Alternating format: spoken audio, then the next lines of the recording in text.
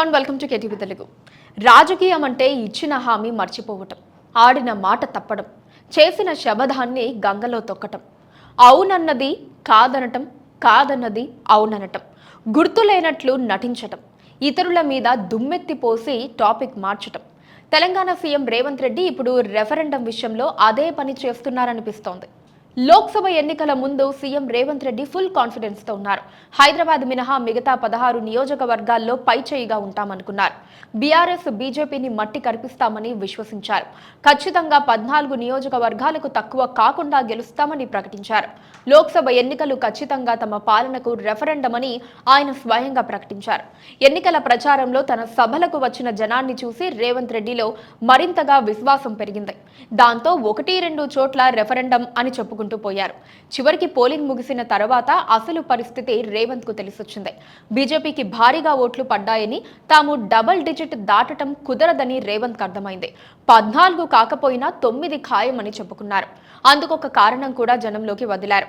Delhi liquor case నుంచి కవితను కాపాడేందుకు కేసీఆర్ తన బీఆర్ఎస్ పార్టీని బీజేపీకి తాకట్టు పెట్టారని, అందుకే తమకు సీట్లు తగ్గుతాయని ప్రకటించారు.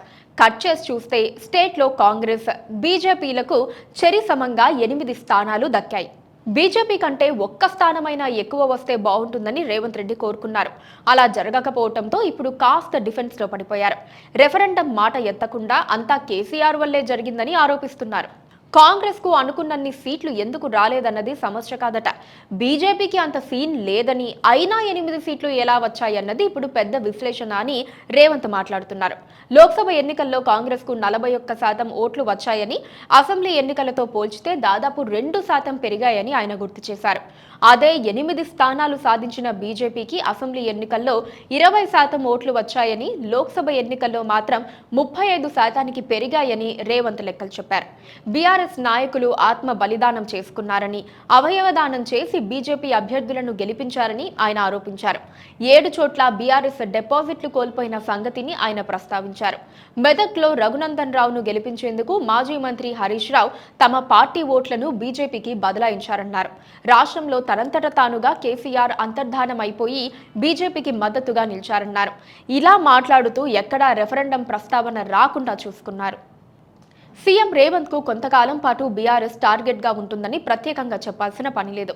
కేసీఆర్ ఒక రాజకీయ జూదగాడని, అతడు ఉన్నంత కాలం కుట్రలు కుతంత్రాలు కొనసాగుతూనే ఉంటాయని, కేసీఆర్ లాంటి అవినీతి పరుడు బీజేపీతో ఎలా జతకడతాడో చూడాలని రేవంత్ సవాలు చేస్తున్నారు. బీఆర్ఎస్ కాలగర్భంలో కలిసిపోవటం ఖాయమని అంటూ ఆ స్థానాన్ని కాంగ్రెస్ పార్టీ పూర్తిగా భర్తీ చేస్తుందన్నారు. ఏదేమైనా 8 సీట్లు గెలిచి రేవంత్ పరువు కాపాడుకున్నారన్నది మాత్రం నిజం.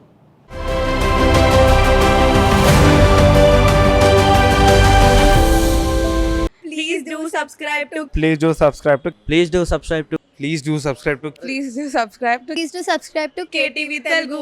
KTV Telugu. KTV Telugu. KTV Telugu. to KTV Telugu. KTV Telugu. Please do subscribe to KTV Telugu.